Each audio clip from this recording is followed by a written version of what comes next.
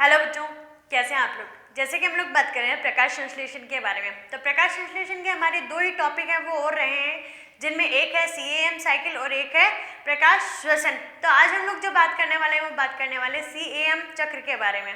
जो अप्रकाशिक अभिक्रिया का एक चक्र था, हमने देखा कि C3 साइकिल है वो सारे के सारे प्लांट्स में पाया जाता है, लेकिन CAM साइकिल और C4 साइकिल कुछ स्पेसिफिक जो कुछ विशिष्ट पादप होंगे उनमें ही पाया जाता है।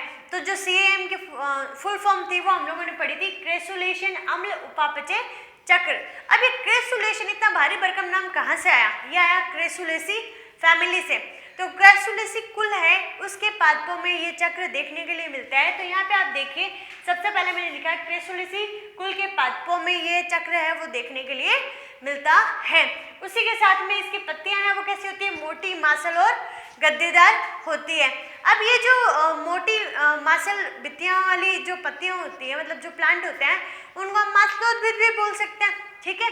और इन मांसलोद्भिद पत्तियों में जल को स्टोर रखा जाता है, स्टोर रहेगा उसके अंदर जल। नागफनी आपने देखी है, ठीक है, अगेव आपने देखा है। तो मतलब इसमें क्या होती है कि इसमें पत्तियों में जल को स्टोर रखा जाता है, ठीक है। और इसमें CAM पाथवे में हम लोग पढ़ेंगे कि इसमें किसी भी प्रकार के जल मॉलिक्यूल का हम यूज नहीं कर रहे हैं, ठीक है। आपको यहाँ पे एक साइकिल बना हुआ दिख रहा होगा, इस साइकिल में आपको दिख रहा होगा कि मैम यही तो सेम साइकिल हमने C4 में पढ़ा था, तो आप CAM में भी अभी वापस वही चीज क्यों पढ़ा रहे हो? तो CAM है, उसमें कुछ कैरेक्टर है वो C3 के भी है, कुछ कैरेक्टर है वो C4 के भी हैं। तो C3 के जो कैरेक्टर हैं उनमें हम बात करेंगे, C कैरेक्टर की सिर्फ एक ही कोशिका के अंदर यहाँ क्या पाया जा रहा है? रूबिस को पाया जा रहा था, ठीक है। अब यहाँ पे हम बात करेंगे इसमें PEP, मतलब जो PEP फॉस्फोइनोल पायरुवेट कार्बोक्सिलेज है वो भी पाया जाएगा और रूबिस को भी पाया जाएगा, लेकिन दोनों अलग अलग कोशिका में नहीं होगा। C4 में हमने दोनों अलग अलग कोशिका में पढ़ा था। यहाँ हमने लिखा था कि इस साइड क्या था? हमारे पर्ण मध्योतक कोशिकाएं, इधर थी बंडल शीत कोशिकाएं, 7 पुल वाली कोशिकाएं, लेकिन इसमें ऐसा कुछ भी नहीं है। ये सारा का सारा खेल है वो कहाँ पे होना है? पर्ण मध्योतक कोशिकाओं में ही होना है। सभी क्रियाएं कहाँ होनी है? पर्ण मध्योतक कोशिकाओं में। अब ये पर्ण मध्योतक कोशिकाओं में होगी। मांसलोद्भिद में प्रकाश की उपस्थिति में वाष्पोत्सर्जन को रोकने के लिए यहाँ पे क्या होता है? तिमिर सक्रिय रंध्र पाया जाता है। तिमिर मतलब रात्रि, ठीक है। तो तिमिर सक्रिय रंध्र होंगे वो क्या होते हैं हमारे? जो रात्रि में तो खुलेंगे, लेकिन दिन के समय ये रंध्र है वो बंद रहेंगे। यहाँ पे हम C4 साइकिल देख रहे हैं, यहाँ पे हम C3 साइकिल भी देखेंगे, मतलब सेम साइकिल तो वही रहने वाला है, लेकिन प्रोसेस है वो चेंज हो जाएगी। इसमें CO2 का फिक्सेशन है वो रात्रि में किया जाएगा। यहाँ पे जो CO2 PEP के साथ मिलके OAA बनाएगी, मतलब ऑक्सैलो एसिटिक एसिड बनाएगी, तो वो कब बनाएगी? रात्रि में बनाएगी, जब रंध्र खुलेंगे, ठीक है। तो ये इसमें डिफरेंस है।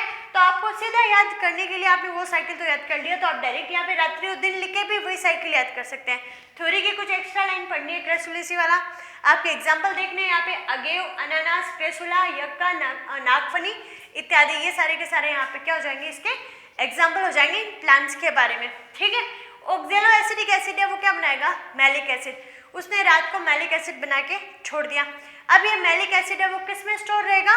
रिक्तिका में स्टोर रहेगा। जो प्लांट की कोशिका में बड़ी सी 90% एरिया को कवर करते हुए रिक्तिका होती है, उसमें स्टोर रहेगा। अब ये मैलिक एसिड है वो पायरुविक एसिड और CO2 में टूट जाएगा। तो CO2 है, डिकार्बोक्सिलीकरण हो गया, CO2 है कहाँ चला जाएगा? केल्विन में, दिन के समय। तो ये चक्र कब चल रहा है? दिन के समय में चल रहा है, और इससे क्या बन जाएगा? ग्लूकोज का फॉर्मेशन हो जाएगा। ग्लूकोज फिर स्टार बनाएगा, स्टार्च है वो वापस कहाँ जाएगा? यहाँ पे PEP के पास में आ जाएगा। तो ये साइकिल को तो आपको वो का वो ही ड्रॉ करना है, ठीक है। और पायरुविक एसिड है, पायरुविक एसिड PPDK की प्रेजेंस में कहा जाएगा? PEP के पास में। अब आपको यहाँ पे एक आंसर करना है कि PPDK की फुल फॉर्म मैंने आपको क्या बताई C4 साइकिल पढ़ाते हुए, तो आपको मेरे को कमेंट सेक्शन में आंसर करना है। उसके बाद में C4 से मिलती जुलती एक बात और है कि इसमें भी 30 ATP चाहिए और इसमें भी 12 NADPH2 का यूज किया जाता है। जल संरक्षण की क्षमता इसमें पाई जाती है। दोनों के दोनों एंजाइम है वो कहाँ पाए जाएंगे? पर्ण मध्योतक कोशिका में पाए जाएंगे।